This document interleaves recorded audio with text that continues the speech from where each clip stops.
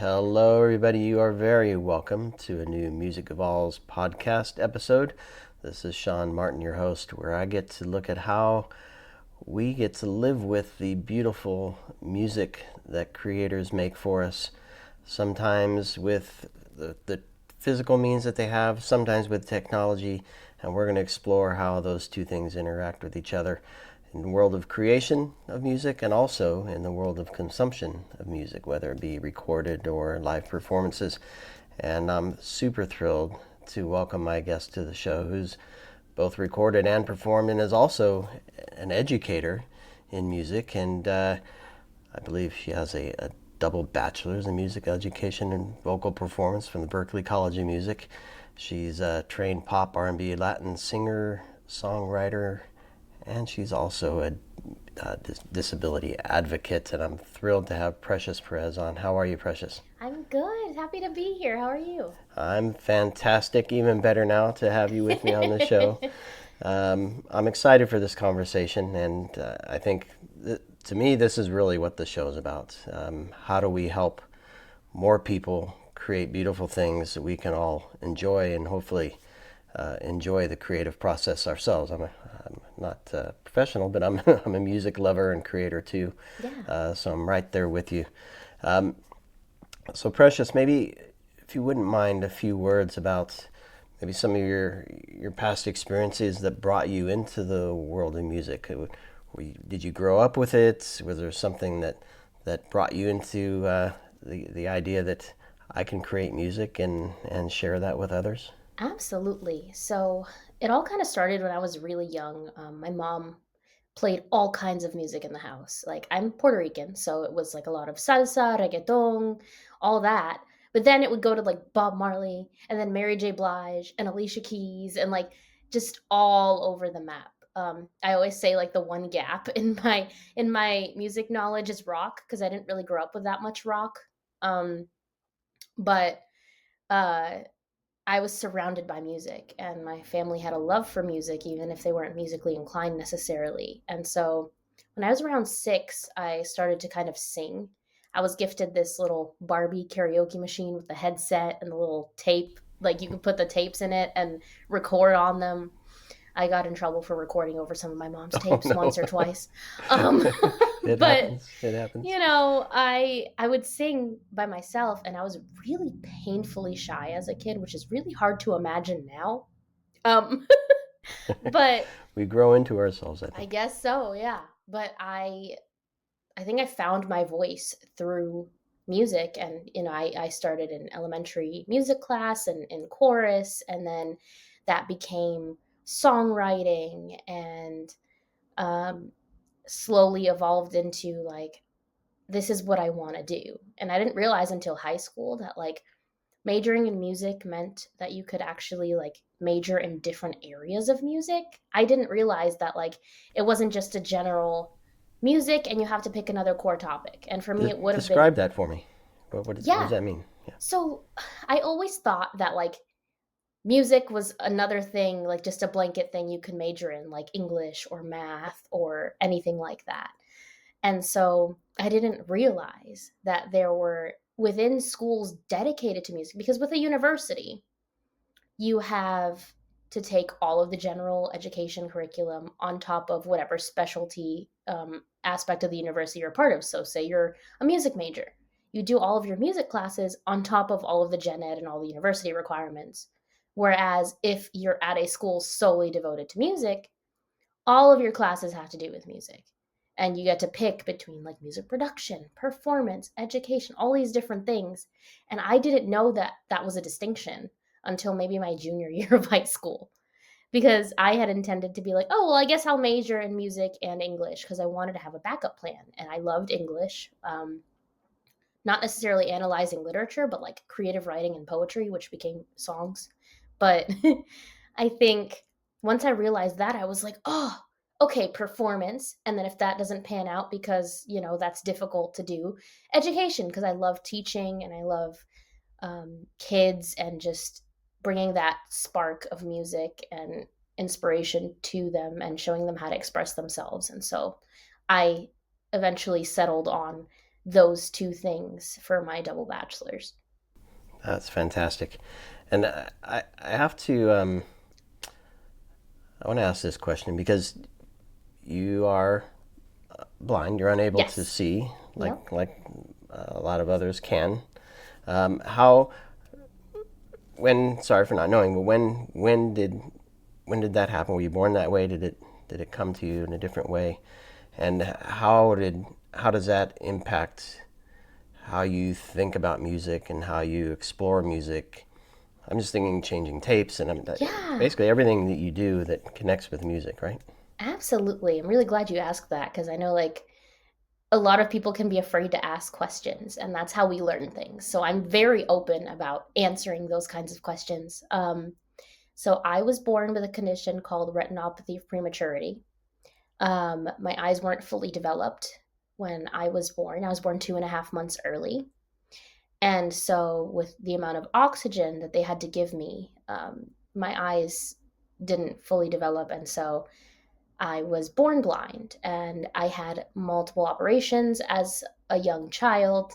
The most they did was restore light perception in my left eye. So I can tell the way I describe it is the sky is awake, the sky is sleeping. I know when the sun's out, when it's not. I know when there's a light on and when there's not, but there's no color. There's no, like, I tell people that and they're like, but that means you're seeing white. I'm like, no, no, no, no, I'm seeing light. I don't Mm. see a color of light. If there's multicolored lights, I have no idea what colors they are. I just know they're flashing. Like I don't have anything other than the perception of light and dark in that eye. And then my right eye is now prosthetic as of beginning/middle of last year. I lived with um, an eye that didn't work for a really long time. It was just there in my head, and it wasn't really causing any problems until it started getting irritated and I got calcium buildup. And they can laser that off, but it can also come back.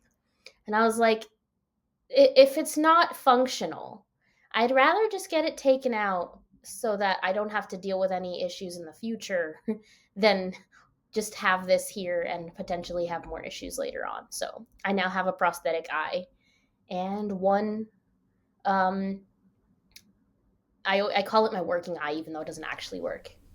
I think it's funny. So um, I grew up blind, and so I was fortunate to have so many incredible teachers. They're specialized teachers, teachers of visually impaired, teachers that teach you how to read and write braille, how to use technology with screen reading software, um, how to orientation mobility instructors teach you how to cross streets, how to listen to traffic patterns, all the things you need to know, and all the alternative techniques you need in order to be able to be successful and use your other senses to make sure that you can live your life as an independent person. And so I was fortunate enough to have a really strong team of people behind me that were able to help me learn how to advocate for myself and that showed me how to live my life successfully, albeit differently.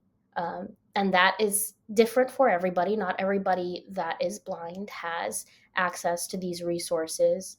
Not everybody that has vision loss grew up with vision loss. A lot of people, like, there's degenerative diseases where people lose their vision over time. People suddenly lose their vision, whether it could be an accident or there's so many different conditions.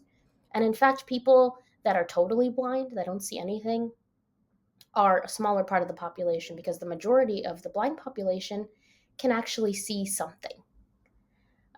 So it's definitely a spectrum and it's definitely very different experiences depending on who you talk to. And I want to come back to you in a moment, but I think maybe this is a good time to look at RAMPD, which is the Recording Artists and Music Professionals with the Disabilities Organization, Absolutely. which you founded, if I'm not mistaken? I did not found it. Didn't found it, okay. Lachi, she's a recording artist and a touring musician, um, disability inclusion advocate. She does so many things, and she actually founded the organization alongside Galen Lee, who won NPR Tiny Desk. She's a violinist, and Lachi herself is blind as well. Um, And so I actually got involved with Ramped. We call it Ramped.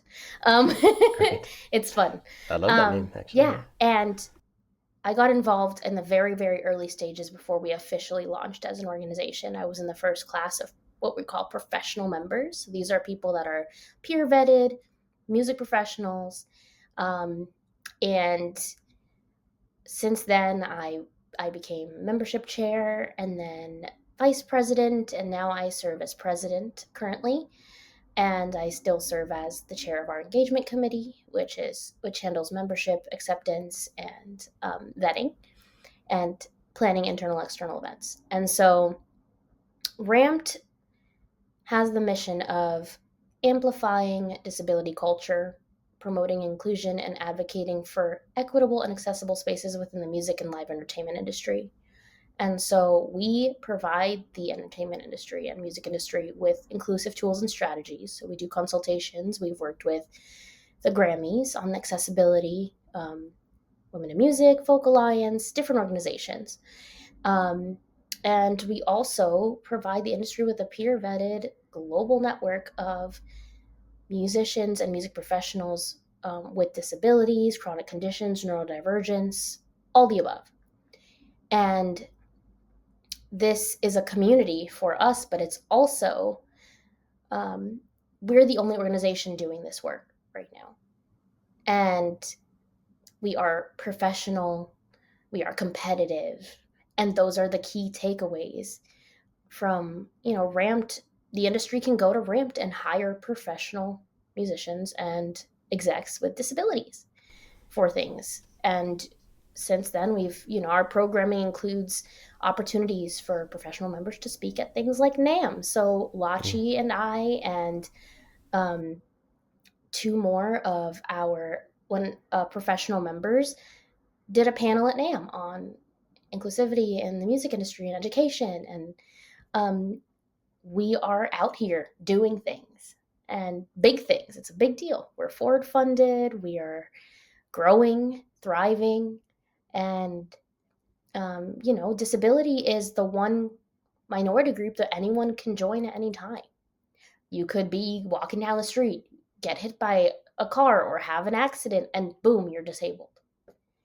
And people don't think about that. And also, um, like, people don't talk about disability as a diversity, and it is. And so we are here to kind of represent and uplift and celebrate who we are as disabled musicians and music creators, and also to say, like, we're here. You know, people ask where to find us. We are right here. You're on Ramped. That's where Yes. you are. Yeah. It's super inspiring, and I'm glad to see that organization exist and the work you're doing there, taking off, and your team being successful. How so clearly a member-driven organization, by the members, for the members. Yes. Community. That's what Community. drives us. Yeah. Tell me a bit about kind of giving back. Is there an element of that in Ramped, and or maybe some other things you're working on to help others actually have an opportunity to become a member? So learning in school, tool access to tools and other means to become familiar with music and learn music and be part of what music has to offer. Not just recording, but I mean, there's all kinds of roles, right, in the music industry.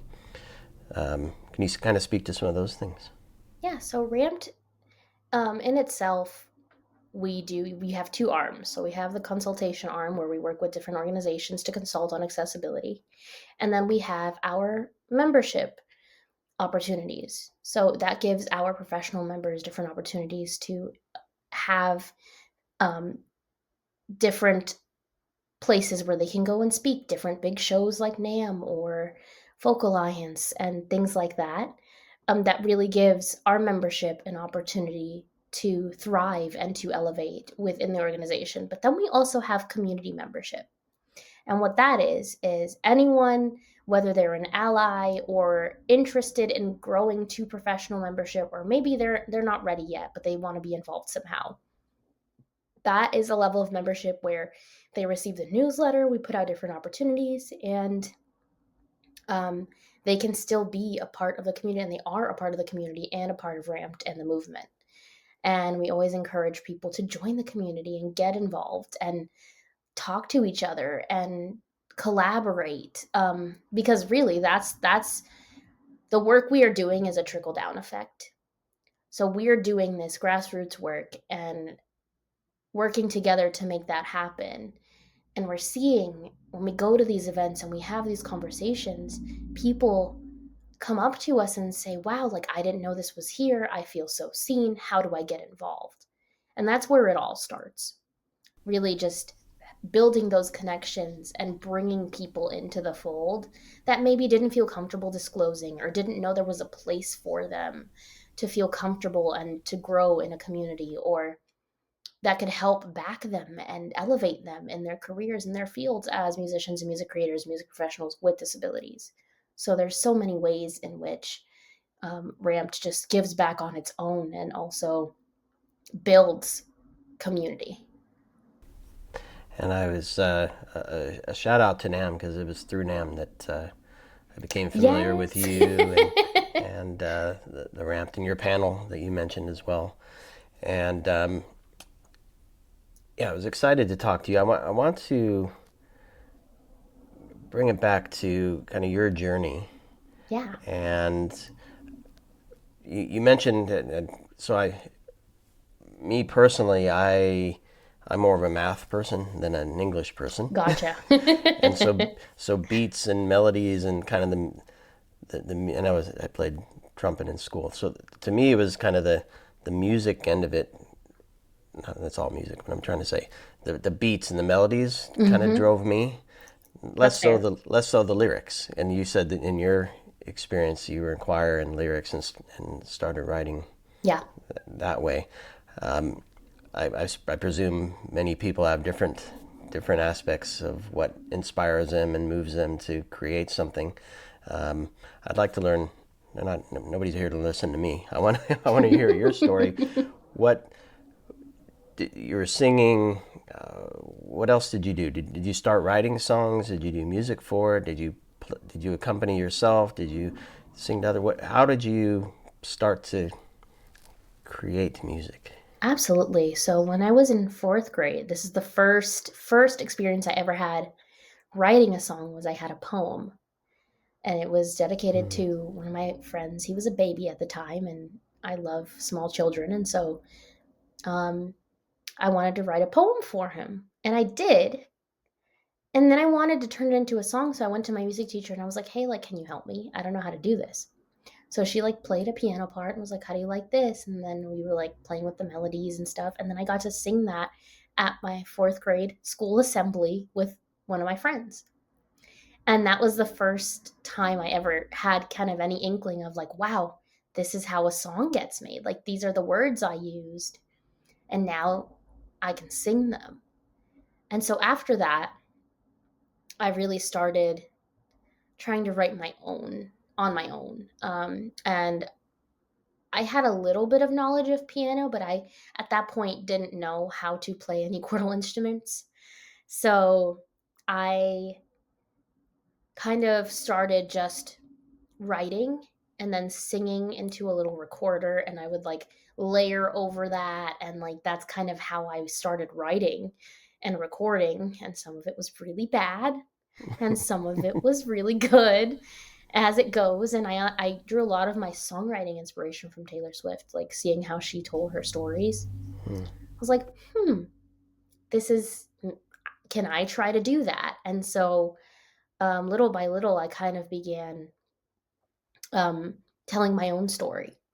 And that's kind of how it all got started. It wasn't until high school where I learned how to like play a little guitar and a little piano. And then I found the ukulele in college, and that became my forever instrument. Like, It's so I cool. love it. And shout out to Nam again, because I got to meet um, Kala representatives, and I've been wanting to be in touch with Kala brand music for years. And they sent me a baritone, and I'm absolutely in love with it. So Yeah, gotta love all the full circle connections happening here. Absolutely, absolutely. Can you talk to me about learning to play the piano? And I want to talk about the guitar as well. In terms of, I don't know, let's talk about the music. I presume they taught you how to read music. Yes, Is Braille music in music. Braille? Okay. Yes. So talk to me about the process of reading Braille music, because clearly, for people that don't recognize, Braille is by touch, right? So you're Yeah. reading and playing. I don't know. How does Yeah, that so all I'll, happen? That's a good question. So, Braille music, I was so resistant to it because I'm a very like by ear musician. I pick up things really fast. I love harmonizing. That is one of my favorite things in the whole world to do. Like I've always been driven by just being able to like just sing and like sing what I'm hearing and like play what I'm hearing, whatever. I don't have perfect pitch. A lot of blind people do. I am not one of them. But I say it's relative because I'm pretty I've been studying my craft for a really long time. So now I feel really confident in my skill set. But um I learned Braille music in high school and I have to credit my TVI is what we call them, teacher of the visually impaired, Janet Saka. She learned Braille music so that she could teach me Braille music. Like this lady took Wow. a whole course because she said, if you're gonna go into music, you're gonna need this, so you gotta learn it. And we tried to do like a self-study course because they used to have like this Braille course that you could like, go lesson by lesson and like left to my own devices, I refused. Like I just didn't do it. So she ended up putting a grade on it, and that was the only way that she could get me to commit to learning it. Um, and so I am extremely grateful for her because I ended up using that a lot for ear training. Like whenever we had to do rhythms or whatever, like I was able to read my book with everybody else and like in real time and like there's plenty of people that don't read real music. I don't use it on a daily basis. Um, it is useful, and I think, for ear training, for learning basic melodies. But when you think about a full score, there are so many lines upon lines of music. Like, we don't have four hands. You know what I mean? Right. And then also, like, if you're an instrumentalist, it's not practical for you necessarily because it might help you like glance at a score and know what you're looking at, but you eventually have to memorize it anyway because you cannot read and use your hands to play at the same time. Unless you're playing with one hand and reading with the other hand, which I mean, impressive if that's what you can do. It seems the most practical to me for vocalists because we don't need our hands when we're singing. Right. But if you're accompanying and you're a vocalist, I mean, yeah. So there's complexities around that. Everybody's got their opinion around Braille music. I'm grateful that I do have working knowledge of it. I think it is important in a lot of aspects, but I do also understand the perspective of like, well, I don't know how this is valuable to me for some people. So Right. Does yeah. it help with it's kind of the obviously you can hear the structure of a song and the speed and the tempo and Mhm. whether it's staccato or melodic, whatever. Does that initial learning of the music through Braille kind of give you a different aspect or a different view of the composition of something for when you're creating? I presume you're doing a lot more with hearing the music and Yeah. creating from I don't feeling. really use it to create. No. No, Um, not. So I guess my question is, did the foundation of learning the music through Braille give you anything as you create now? Not, I know you're not using it to um, create music. I think for me, it gave me a new like perspective on um like time and duration whenever we're thinking about tempo and like the different lengths of notes.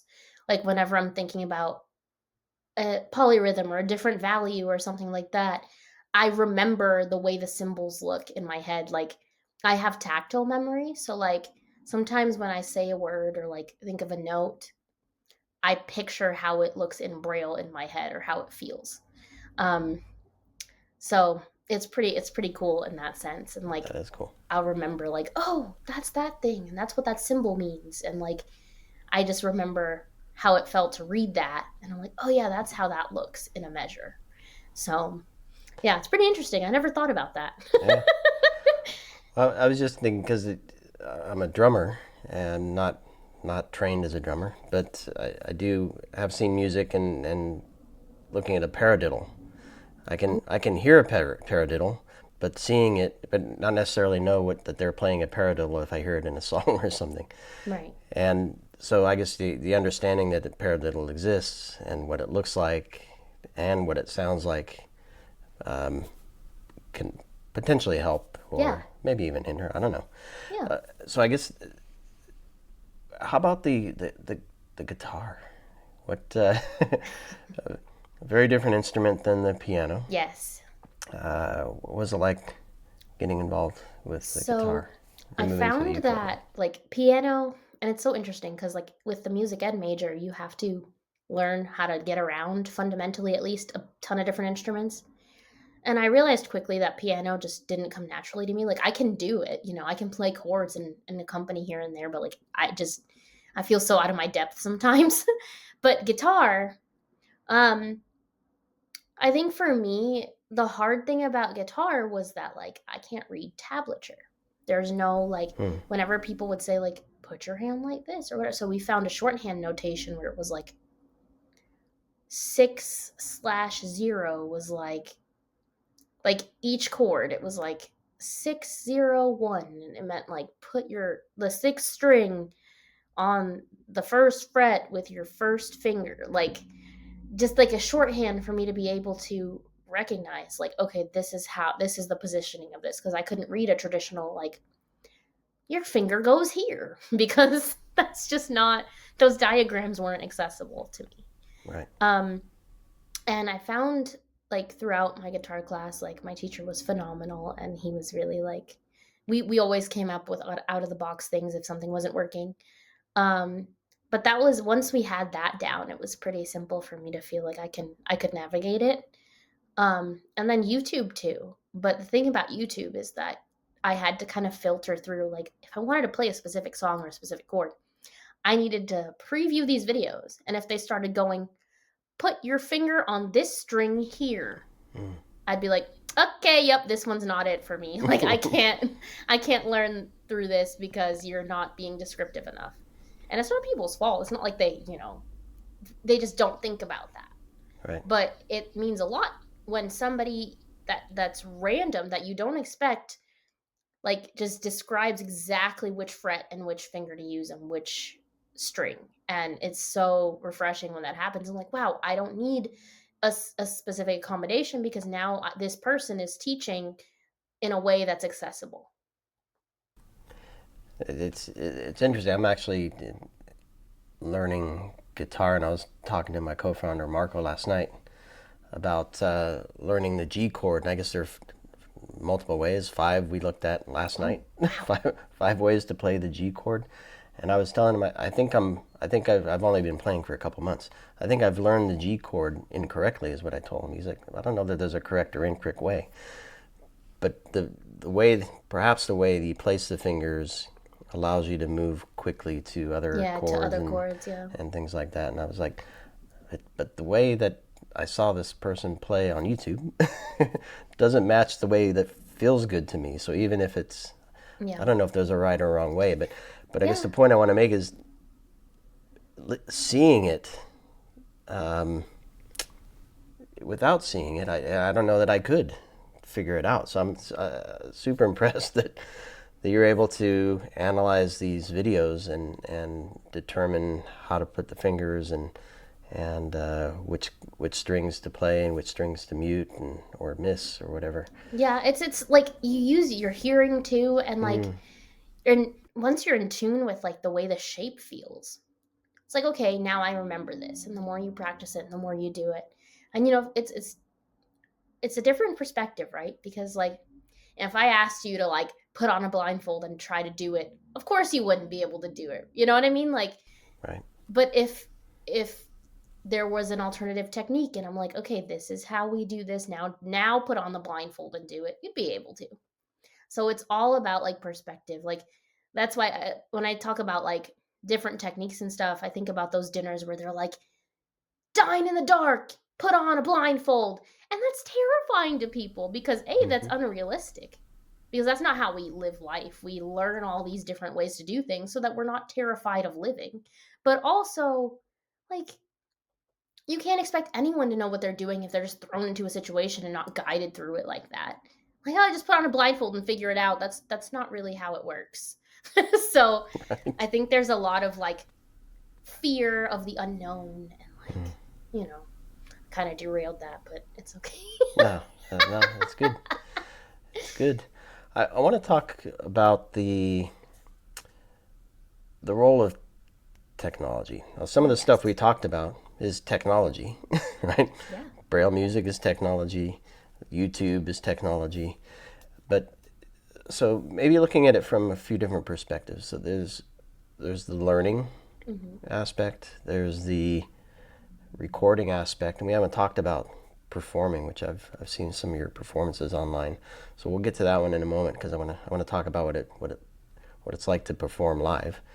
But maybe the role of technology in creating your music or learning to play music and then creating music, has it helped or Absolutely. Oh my hindered? goodness. Like, there's so many things. So I use there are these special devices called note takers, and they're basically like tablets but braille. Like they do so many things.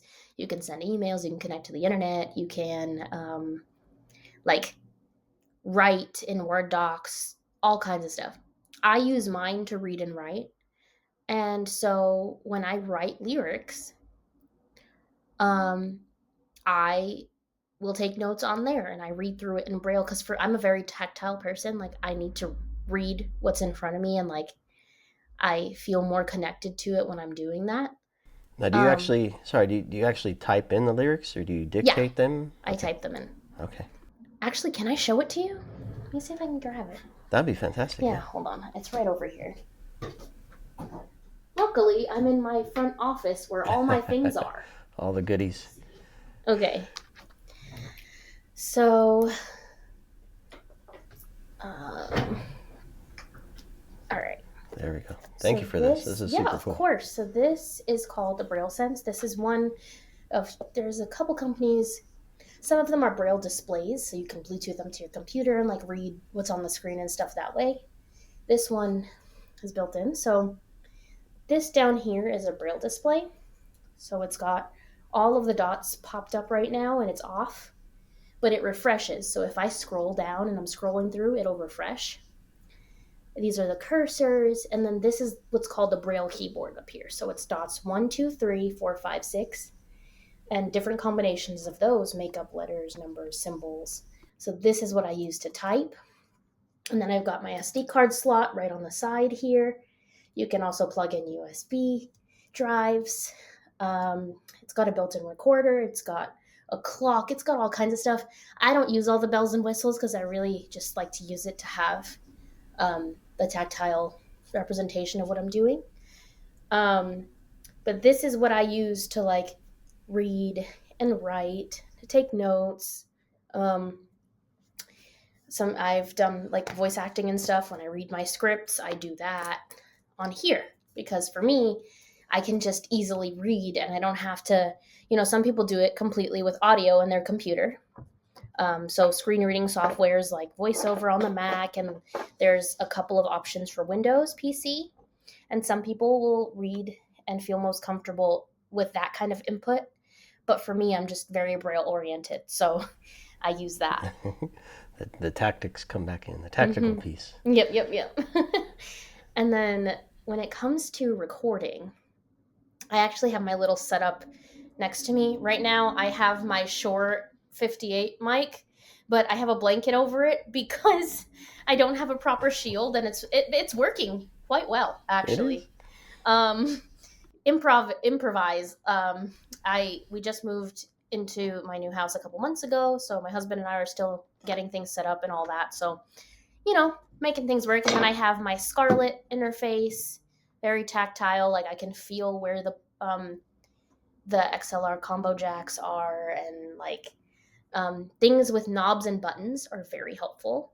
And then Logic out of the box is accessible with VoiceOver on the Mac. So Mm. I use Logic. It depends on what I'm doing. If I want to just paste a file in and like record vocals and then like export them, I'll use Logic because it's just so easy to paste it right into the session and like quickly overdub or whatever. Pro Tools I use more when I'm like making my own tracks, or if it's a longer thing, or if it's something. Um, I use Intro because freelance life does not equate to enough for me to afford the subscription. But um, there is a script called Flow Tools developed by Chi Kim, a professor at Berklee, who he is also blind, and he taught me how to do everything I can do on the Mac and with like Sibelius and all that stuff. And some other people, they developed this script where it makes it easier. Essentially, there's a bunch of shortcuts that you can use with VoiceOver and Pro Tools to make it easier to like arm tracks instead of having to interact with everything and do all this. So and Sibelius is now fully accessible on the Mac. It used to be that you could only use it with Windows 7 with like Boot Camp or VMware Fusion, and a certain screen reader that had scripts Oh boy, specifically for it. Now it's accessible on the Mac. So that's there's super cool. so Because those many interfaces are options. super complex. They can be Yeah, they can. with plugins and like you talked about arming Yeah. certain tracks But like and it made it yeah. so much more efficient. And um, I know people that are really fluent in Logic. I feel most at home in Pro Tools because that's what I started with. Um, but I also like tend to I don't really like self produce much. I can if it's like an acoustic thing or whatever, but most of the time if I'm creating, it's in collaboration with other people who are producing and or engineering and or all of that. So, um, but I do have a working knowledge of all of this, and it's so empowering to be able to be like, you know what, I want to make a demo. Let's make a Right. demo, and I can just go and make a demo. You want to hear the results of your efforts, which is great. You're able to do that. Yeah. Let's talk about hearing. What do you? Not that hearing yet. We'll get to that in a moment. But performing live. What's that like? Yeah, I think about the timing with the band. When do you start? When do you stop? Keeping the tempo. How much? Oh, absolutely. How do you interact with them? And is there any technology there to help with any of that as well? So I am of the mindset that it's no fun if you're not playing with your friends. So every band that I'm in, that I've been in, is a band of people that I really genuinely care about that are amazing to work with. So I'm in a local cover band in Louisville right now called Sight Unseen, and we play party pop. And we're also all friends and genuinely like love each other. And so it's such a blast. We can like they laugh at my blind jokes. That's immediate tell of like good people that have a sense of humor. Um and so if they're like say there's a cue that I'm not giving or that they're missing, it's been like, can you give us a little arm raise or something so that we know until we get it? And things like that. Or like, I'll give a cue on the mic that's natural to the audience. It's very little subtle things, but really it's like gelling with anybody else. I'm just really attuned to every nuance of like, I know the songs inside and out, back and forth, so that way I don't get lost. And if I do, I know the song well enough to jump back in when I need to. Um, and then earplugs are my friends. Ear racers save my life every day. I go nowhere Mm. without them because sensory overload is a real thing. And also, I want to protect my ears. So, even when I'm in like a loud bar and I'm not playing, I still wear them because I can actually communicate with people and hear them and not have to be like, what did you say? And then strain my voice after I just sang a 3 hour set. Like, so, um, earplugs for sure. Earplugs or monitor? Do you wear monitors? You must wear monitors Um, when you're performing. Not with them. No? We're pretty like they're pretty plug and play, so we use Okay. wedges. But I have done in ears as well. When I use in ears, I don't have earplugs in at the same time because they basically act as earplugs. But I pretty much use my erasers a lot as of right now. Whenever I performed at the Kennedy Center and Lincoln Center, we did have in-ears for that with the other band that I was playing with. You're in New York, and I missed you. This was like 2023. Yeah. Okay. Yeah. I was still So. here. Well, hopefully, I get to see you perform live. Yeah, that'd be amazing. And speaking of performing, would you mind? Ooh. Okay. A little something. Let me grab my uke. I thought I brought it closer, and I did not, in fact, do that. So, love that for me. Okay. So this is actually my new baritone that Kala gifted me, and I'm like obsessed with this thing now. Instruments are beautiful. I just love to hold them and feel them, and yes, they're like works of art in my mind. It's amazing. This thing, although I think I overused it this week because I was on 2 radio shows locally, and I went to go play at a coffee shop the other day, and it like made the sound that it was connected to the amp, but it wouldn't come through, and I was like, oh no, did I kill it? And I also don't know how the batteries work on this yet, so that's gonna be fun. But Okay, it has a built-in tuner and amp and equalizer and that stuff. Yeah. This has pickup and all the little controls for treble, mids. And it's very tactile. What I love about this is that when this button is pushed in, I know the pickup is off. And then when it's out, I know that it's on, so I can easily tell, like, because with other ukuleles, it's like a button that you press, and there's a little screen. And I'm like, I can't ever tell unless I play trial and error, and then even if, I might still have the battery on by mistake. I'm using the capo with it because the baritones have different tunings, and it's the same chord shapes, but they are different chords. But I just kind of bring it back up a fourth and play it like a regular uke because that's just what we're doing. So I'll actually play one of my latest newer era songs because a lot of what I did previously was a lot of like pop and a little R&B, and now I'm finally in the Latin space where I really, really have always wanted to be. So my evolution is in progress at the moment, and I am going to be making a new project with the same label that I worked with to make this song here. Shout out to We Could Be Music, based out of Costa Rica. This song is called Rosé. It's in Spanish, and it essentially is talking about, like, you're sitting with somebody you love and they're going through a hard time, and you're like, I know you're sad.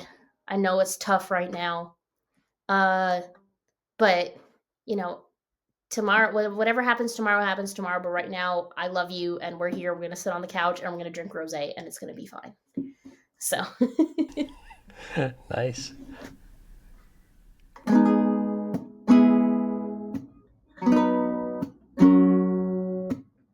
¿Qué ha pasado? Hoy te siento triste, pensando en lo que fue. Con tu cara de lunes me dices que nada va a estar bien. Ya sabemos, hay espacio en el sofá para no pasarla mal. Espera, llego, dile a los vecinos ya, porque vamos a gritar que esta noche no es para siempre. Las emociones se sienten más fuerte, todo lo rico y bueno te mereces. Mañana es mañana, hoy te quiero fuerte. Los buenos ratos también aparecen, métele fuerte, ya casi amanece. Todo lo rico y bueno te mereces. Mañana es mañana, hoy te abrazo fuerte. Las paredes sirven de testigo, el frío con el rocío. Que cenamos tienes mi cariño, de tu cabeza a los pies. Ya sabemos, hay espacio en el sofá para no pasarla mal. Espera, llego, dile a los vecinos ya, porque vamos a gritar que esta noche no es para siempre. Las emociones se sienten más fuerte, todo lo rico y bueno te mereces. Mañana es mañana, hoy te quiero fuerte. Los buenos ratos también aparecen. Métele fuerte, ya casi amanece. Todo lo rico y bueno te mereces. Mañana es mañana, hoy te abrazo fuerte. Lo rico y bueno te mereces. Hay calor con el rosé. Métele fuerte que amanece. Hay calor con el rosé. Lo rico y bueno te mereces. Hay calor con el rosé. Métele fuerte que amanece.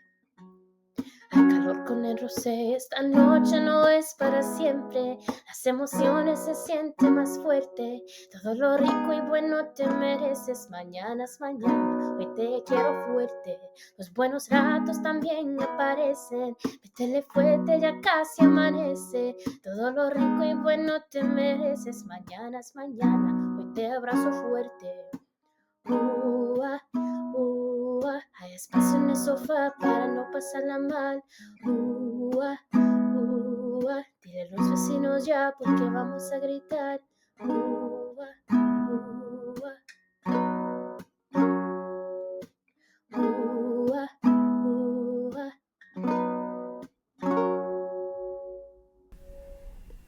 Oh my goodness.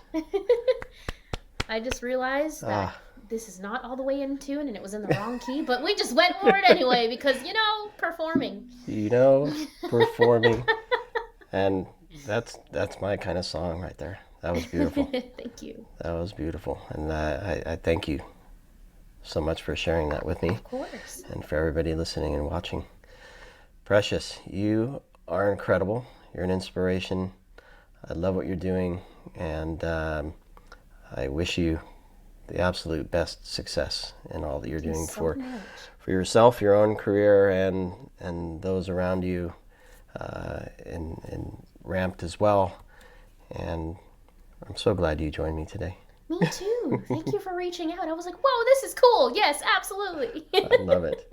Well, I hope this isn't the last time we get to chat, and hopefully I'll get to see you perform somewhere, perhaps at NAMM next year. Or if you're in New York, let me know. Let's see. And I'll come. Manifesting the future. Let's do it. Exactly. There we go.